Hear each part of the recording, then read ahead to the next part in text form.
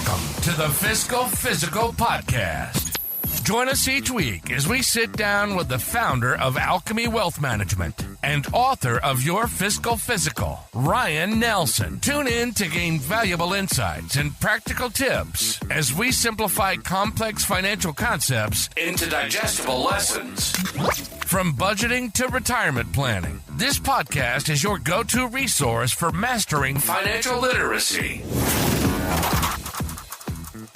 Welcome, everybody, to this week's episode of the Fiscal Physical Podcast. My name is Aaron. I am joined by the author of a book, Your Fiscal Physical, 7 Keys to Becoming Financially Fit, Mr. Ryan Nelson, also the founder of Alchemy Wealth Management.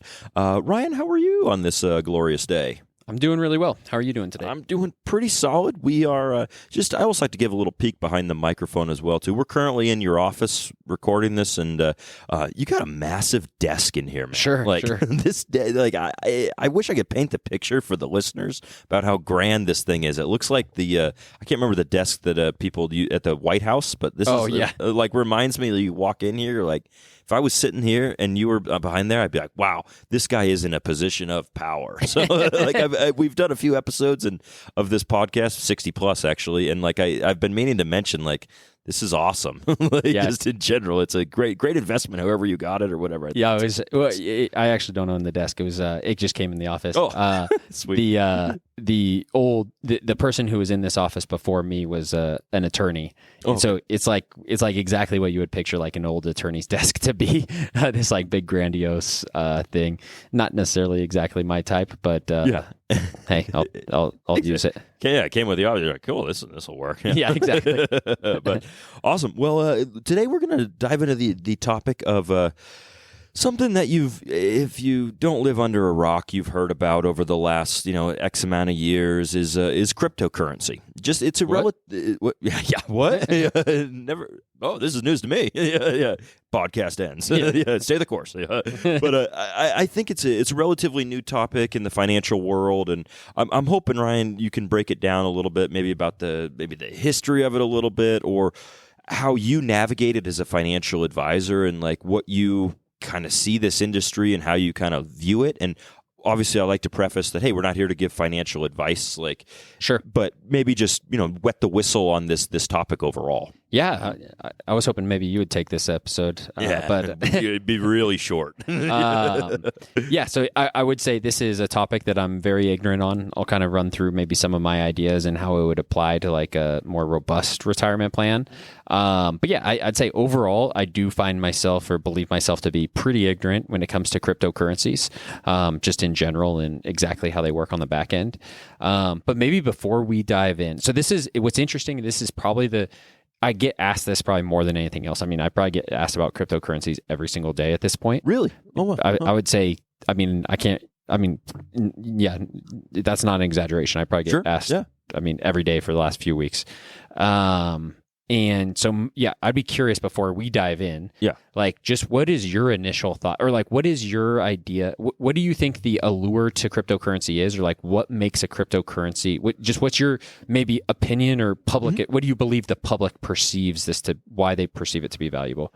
Yeah, it's a great question, and honestly, I've watched some YouTube videos on it. I've talked to some of my friends who are kind of into it, and I still don't understand it. I don't really but I've had some people kind of explain it it's decentralized, or it's not tied to a certain, just a different kind of way we could potentially move with money, have financial assets and have them be digital, and I don't know, man. I really don't understand why. Sure. Yeah. I don't know. Yeah. When clients are talking to me, decentralized comes up a decent amount. Yeah. Another thing that comes up, and again, I think most people are in your same shoe where they there's in your same shoes where they don't understand it either, Yes. right? I think even the people who like quote unquote claim they understand it, Sure. very few of them even understand it, right? Right, I mean, you what's that saying? Like, you don't really understand something unless you can explain it to like a third grader, and you ask somebody to like explain it, and they'll start talking. It's like, okay, you don't know what you're talking about. You're just regurgitating a YouTube video. You're just like, oh, you're using a lot of big words. I'll tell you that. And again, I'm not even gonna. I'm not saying this is true. I'm not saying this isn't true. But probably the number one reason why, if I ask that to clients, the number one response I get, so this may or may not be indicative of the public in general, but they say, yeah, the value of a cryptocurrency is that there could be this universal currency that like the whole world uses, right? And so there's one currency, right? Like Bitcoin is the quote unquote big coin right now, right? And so if somebody's likes Bitcoin, they might say, I think Bitcoin is going to become the universal currency where basically the whole world's using it. And now, you don't have to worry about any currency exchanges or anything like that. And it is decentralized. And but they like the idea of this like universal currency. Okay. Yeah. Have you heard that as well? Yeah. Universal, decentralized, like these buzzwords that just kind of get thrown out. Yeah. So let's take those. Let's just kind of run through like some just like thoughts about those two things. So one, let's start with the like universal currency. So we'll put a pin in that, and I'll give a quick example, and then we'll come back and maybe unpin it. But so let's separate ourselves from it. Go take ourselves back to COVID, March of 2020 when COVID-19 came out. Right, I would have a bunch of clients coming to me, a number, and they would say, hey, Ryan, I want to invest in company ABC because I heard my niece told me that they're developing the vaccine for COVID. Right. And then somebody else would say, hey, I want to invest in a different company, company XYZ. My sister works for a medical company and she said that they're going to have the vaccine for COVID, right? And then somebody else wants to invest into another company, right? And my point is there were all these companies, probably hundreds of companies sort of racing to develop the vaccine for COVID, right? And as you can imagine, that's probably a very lucrative thing, right? Yeah. I mean, at that point in time, the world was closed down. Like if you can be the company that comes out with the vaccine, that's probably super lucrative. And so all these companies putting all these dollars, right, millions of dollars into developing this vaccine for COVID. Effectively, there were two winners, right? Moderna and Pfizer. And if you had invested in any one of those other companies, I mean, largely they put a lot of money into some research or development and didn't have really, for most of them, a product to sell, right? Right. And so, it's an example where they were sort of at odds with each other. They were competing with each other, and there could only be a couple winners. And by having a couple winners, the rest effectively lost. And so if you had make our example really easy, let's say there were 200 companies in this race. 2 of them ended up with a final product. That means the 198 others lost, and therefore probably wasn't a very good investment, right? Right. And so if we apply this same logic to cryptocurrency, if you like cryptocurrency because you believe it's going to be this universal currency, what that means is effectively all the other ones are going to have to be losers. Yeah, right? definitely. And so if there's hundreds, probably thousands of different coins now, if you think about it, what are the odds that the currency you're investing in is going to be the quote unquote like universal currency, right? I think it would be reasonable if there's thousands of different currencies to realize, man, that's going to be pretty hard to predict which one's going to be quote unquote the currency, right? So that'd be one fear I would just have in general. And another thing I would say is like if we look back 30 years from now, for all intents and purposes, the internet didn't exist 30 years ago, right? Yeah. As we look forward 30 years from now, I mean, technology is growing at like an exponential rate, right? So I would think the gap between not having internet and today is smaller than where we will be today and 30 years from now. Sure. So if you fast forward 30 years from now, do you think like Bitcoin is going to still be like this cutting edge technology? Or do you think if even if there is going to be some future Bitcoin, is it theoretically at least possible that if there is a theoretical universal currency, again, I'm not saying there is or won't be, I don't know enough to know, but even if there, just as a thought experiment, even if you're right and there will be a universal currency, is there any opportunity that universal currency of the future hasn't even been developed yet? And if so, if you believe there's a universal currency and you acknowledge that there's potential for it not to have even been existed yet, then is every currency you're currently investing in are they all worthless Wrong? or what? So I don't know. Just an interesting thought experiment. And so if you believe that the value of crypto is a universal currency, I think by default you probably also believe that the rest are not the universal currency. Therefore, they're not going to be very useful or probably not worth much. And so I don't know. Just again, a thought experiment. Yeah. I definitely, like I said, don't know enough about cryptocurrency to have a strong thought there, but I think it's an interesting thought experiment.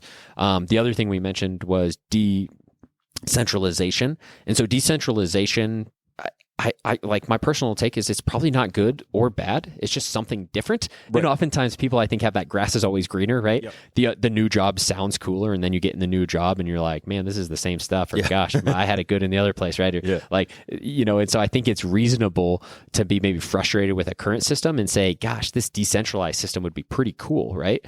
So let me just pause. So decentralized, is that, I think that it's like not reliant on like banks, pretty much, like banks and the government. Banks and government. Okay, cool. And so there's some theoretical benefits to that, for sure. Especially depending what your philosophy is on how economic markets work. If you like the idea of like what's called just the invisible hand and just kind of how markets could sort of govern themselves, this is a pretty cool potential positive, right? But if you remember back in, I think it was 2023, maybe now, it's hard to remember now, but there were a couple banks like in the Silicon Valley area that failed. And there was a big sort of hoorah around like what all these people's money, now what's going to happen with it, right? And FDIC stepped in and insured everything, even above and beyond what they were required to insure. They just insured every penny at those banks, which was awesome, right? And everybody kind of got made whole. That was the result of our U.S. government, right? That's the result of a centralized system, sure. So in a decentralized system, something like that doesn't exist, right? And that's one small example, but like a more relevant example, like if you go, let's say I have a small little Etsy shop, you buy something from me. We were just in a group chat and they mentioned somebody bought like a drill or something and they just got a piece of paper. Yeah, and they just got a piece of paper I think of the drill. If we were to apply this logic to that same this example, so I think if I remember the example right, somebody ordered like a drill online and they just got shipped a piece of paper of the drill. Yeah, exactly. So right now, if I went online and I ordered a drill and somebody just shipped me a piece of paper on the drill, I would go to my credit card provider and I would basically say, hey, I didn't get the product I ordered. Mm-hmm. They'd do a chargeback. They would basically take the money back. I would be made whole, right? If you're in a decentralized system, none of that exists. If you buy a drill and they don't deliver the product that you said, there's no like repercussions, right? Mm-hmm. Like, so you're open to scams, you're open to fraud, right? There's just also, while there's positives, there's also negatives that come along with that, along that journey, right? And so it'd be, hey, just think about all those pros and all those cons, and there's these stories of people losing their access to their cryptocurrency, effectively losing their, if they have it on a flash drive, losing the flash drive and no longer having access, and then wanting, obviously these stories are made sort of popular because of the irony of it, and then wanting the government to step in, and it's like, well, you can't have your cake and eat it too, right?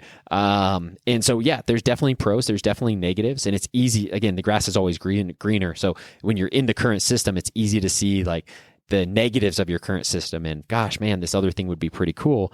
But as you start to imagine that other world as well, even as scams and stuff are ramping up and these instances of fraud, it's kind of getting scary, and a decentralized system could potentially make that even worse, right? Yeah. There also may be some logic there where it could make it better that I'm not aware of as well, right? So a lot of this, I would say, I guess my views on crypto are, from an investment strategy, it should be viewed like anything else. You don't want to put all your eggs in any one basket, right? You want to be diversified. So I wouldn't put too much money in cryptocurrencies in general. And then even when you're investing in cryptocurrency, I wouldn't put too much money in any single currency. And again, I would just kind of sort of practice the same elements of diversification that you would apply to any other portfolio. The other thing I would say is these do tend to seemingly be very volatile assets. Mm-hmm. So it maybe shouldn't be as large of a piece of your portfolio, right? So if it's a small supplement, if it represents half of 1% of your portfolio or 1%, maybe even 2% of your portfolio, probably not probably not the end of the world. And if everything you invested in goes to zero, you'll still be financially secure, right? Totally. If it goes to the moon, you'll have some upside for there, right? But I do think a lot of people almost treat it more as gambling than investing. Yes. And the difference I use there is gambling, your expected returns are negative or at least unknown. When you're investing, your expected returns are positive, right? So if you go to the casino, you're playing blackjack. I would say the casino's also playing blackjack. They're on the other side of that hand, right? The difference is when we go in, we have a negative expected return. The casino has a positive expected return.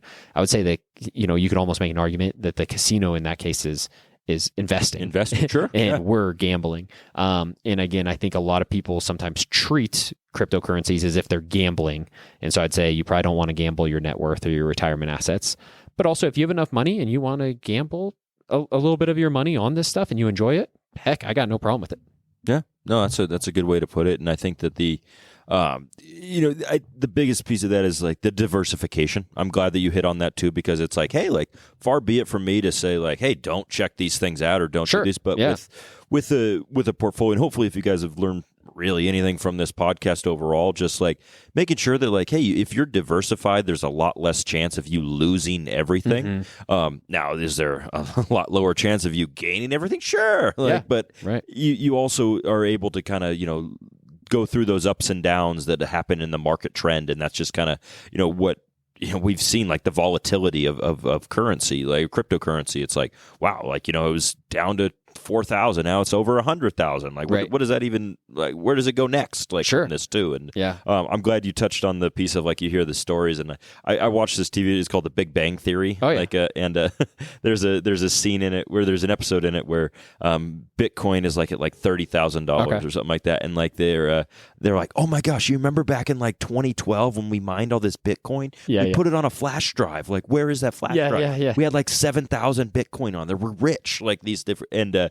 they go through all these different things. And like this one guy knows where the flash drive is, and he makes him do all these like tasks to get it. And then he's like, hey, just as a heads up, what's kind of fun is that it was actually on your keychain the whole time. And he's like, no, I got rid of that flash drive like 8 years ago. Like he just threw it away. He's like, I don't have that flash drive anymore. Right. And so he's like, oh, well, that's a bummer. You don't have any Bitcoin. And so it was like this whole big thing about like, oh, that is like part of the volatility. It could be like with that, or like storing it all on a flash drive, like for example, of like how it used to be done. And so it's interesting. Just in general, like I'm curious to see where it leads and me too. What it is. Like I'm more curious than anything. I think like everything in life, I honestly believe it's probably not inherently good or inherently bad. It's going to come with pros and it's going to come with cons. And it'll just be interesting to see what those pros are and what those cons are. Definitely. Awesome. Well, I appreciate it, Ryan. We'll go ahead and take a pause here, and we'll be back on the other side of this. And now, to put the personal in personal finance. Welcome back to this side of the Fiscal Physical podcast. I am still here with Ryan. And Ryan, I got a question here for you, and I'll go ahead and pose it. Hopefully it gets the juices flowing. Awesome. But what's something you've always wanted to learn but haven't yet? And if applicable, what's kind of been holding you back on that? Yeah, for me, I think Spanish is a skill that I've always wanted to know or learn, I should say. I think it was 4 years of Spanish in high school, and really all I came away were like 6 vocab words, I think. I've traveled to some Spanish-speaking countries with you, and you can probably vouch my... Yeah, it's less than 6. So, yeah, I don't know. It's almost like in a few weeks ago, we were talking in an episode about like dancing and stuff, and or you were talking about how you value like people who are creative with art and stuff. Yeah. And it just seems to be one of those skills that like I don't take to as fast or as well as some other skills. Again, a few weeks back, we were talking about like the value of being able to do math in your head and stuff. And that's a skill that like I've just taken to more easily, right? Learning Spanish is a skill that's like takes more time and energy and work. And so like I'd been using Duolingo for a little while and trying to learn it that way. And honestly, just not making like basically any progress. I felt like, and I started though at the beginning of this year, I started a program called Pimsleur. Have you? I've never heard of it. No, it's just a language learning. It's like a Rosetta Stone alternative, but it's like basically all audio based as opposed to like reading words and stuff. So like the shtick behind this is like Pimsleur, I think is some dude's last name, and like his, his sales pitch at least is like babies, you learn language through hearing and speaking. Uh-huh. Like most kids will learn how to speak before they learn how to write, right? And they'll learn how to listen before they learn how to speak, and then learn how to write. And so he takes like the same, like, I guess, approach. And so there's a lot of listening and, again, responding and stuff in it. And yeah, it seems to have been working better for me. So I'd say I've got I'm up to like 8 words now, 10 words. Yeah. No, but like actually, like I got a little tiny bit of maybe sentence structure and stuff. I'd still, I think, be at the point where I'd like panic if somebody asked me a question. I'd be like, I don't know. There's like too many unknown words. But certainly, I feel like for the first time in my life, maybe making a little bit of progress towards it. Awesome. Yeah. I think that's big too. The sentence structure piece is monstrous in learning a new language. If you can learn how to form sentences, you can learn the verbs and these certain things, but how to format sentences, I think about it in English and I'm like, my gosh, I'm so glad this is my first language. Right. Because good luck. Like with that, you just got to memorize everything. Like that's how you have to. But a lot of different languages have almost a mathematical structure to them. And that's one of the things I'm like, I just need to know the rules. And once I can know the rules, I can learn the rest of the stuff to fill it with. Yeah. And it's a very interesting piece with like the audio thing of it, because I've done a bunch of different apps as well. And I've been learning Portuguese and all these different things. And I've kind of stopped doing it and just really focused on like trying to speak and listen to it. So like I'll like watch movies in Portuguese. Nice. Like, and I feel like it's just, I've just taken off so much more because once you figure out, and I think there's a time and a place for the app, because like certain apps teach you that structure, but then once you learn the structure, you really don't learn a lot more out of that. You're like, oh, cool, the El Gato es Negro. Yeah. You're like, okay, I don't need to say that. But I think it also probably depends on what you're trying to achieve, right? Totally. Like there is something, to being able to like write a formal sentence, like, or compose a business email. Right. But there's also it's a different skill, or, like I don't necessarily, maybe I'll value that skill one day, but like I want to crawl before I walk, and I want to be able to order a meal in Spanish, or ask where the restaurant is, right? Or like or ask what they recommend. Right. Like that's exactly right. Yeah. So it's a cool. Anyway, I could talk forever on like languages. I just think they're super cool, and like the ways that we now have to learn them. Like I get advertisements all the time on my Instagram about different ways to learn, and like the audio one, I haven't seen Pimsleur specifically, but I've seen a ton of the other ones that are specifically like that are mainly audio based, of where like you're like, cool, like just listen to it and your brain will start to like pick. Anyway, super cool. Interesting. What about yourself though? What if mine isn't nearly as like I'm not there's probably I'm not super passionate about this, but one thing I'd love to learn is car maintenance. Oh yeah. I think that it would be so great to great skill, to be able to confidently go out and I may be coming off like an idiot or whatever, confidently go change my oil and know that you sound like an idiot. Yeah. And know that I've done it correctly. Yeah. And know that I'm like, all right, cool. If my car breaks down, it wasn't because I incorrectly changed the oil or forgot to put oil back in it or whatever. Like, just like some simple things that I've watched YouTube videos. Like I've changed a headlight or two.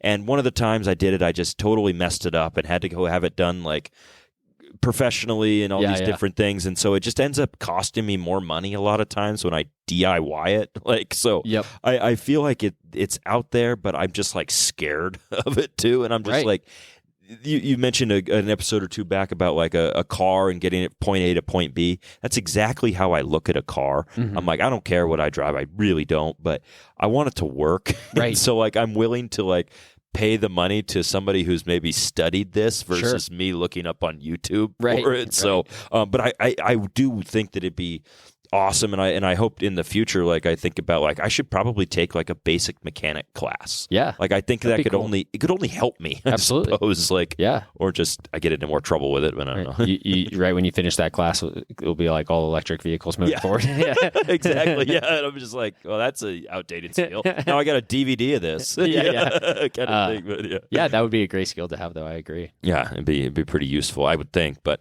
anyway. Awesome. Well, appreciate everybody listening in here today. Hopefully you guys learned something, and if you didn't, hopefully you're thinking about something else, and you still tune in next week to see what we might bring you. So I appreciate everybody. I know I was looking at the stats the other day, and I was like, yeah, big stat guy, and I'm like, man, like we have some people who have listened to these episodes, and it's fun to see like that people do. And I'm like, well. So thank you to both of you. Yeah, exactly. Yeah. Thank you to both of us who've listened to these 3,000 times a piece. Yeah. But anyway, anything to say at the end of this here, Ryan? As always, stay the course. Thank you for joining us for the Fiscal Physical Podcast. Until next time, happy listening. And as always, stay the course.